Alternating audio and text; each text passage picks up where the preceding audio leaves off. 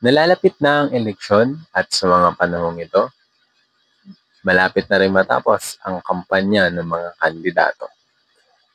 Pero alam ba natin kung saan ba dapat sila maglagay ng mga campaign propaganda or campaign poster na kadalasan nilang ginagamit sa mga kampanya?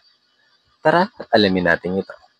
Sabi ng ating batas na Republic Act No. 9006, pinapayagan ang lahat ng kandidato simula sa local and national position kasama ang mga party list na maglagay ng kanilang campaign poster sa mga common poster area na itinalaga ng local government unit or LGU.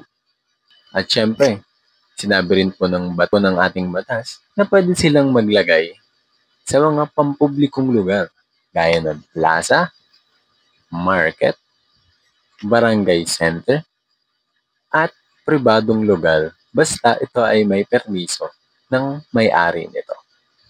Basta, sabi ng batas, pwede silang maglagay basta ang size ng paglalagyan ng kanilang poster ay na hindi lalagpas sa 12 feet by 16 feet ang laki. At para naman sa mga independent candidate or yung mga kandidatong hindi kabilang sa kahit anong political party, pwede pa rin silang magkabit sa mga common poster area. Basta ang common poster area na ito ay hindi lalagpas sa 4 by 6 feet ang laki. Parehas na sinabi ng batas na pwedeng magkabit ng campaign propaganda ang mga kandidatong merong political parties at independent. Siyempre, kung merong pwedeng paglagyan, meron ding bawal paglagyan. Ito ang sabi ng COMELEC Resolution No. 10488.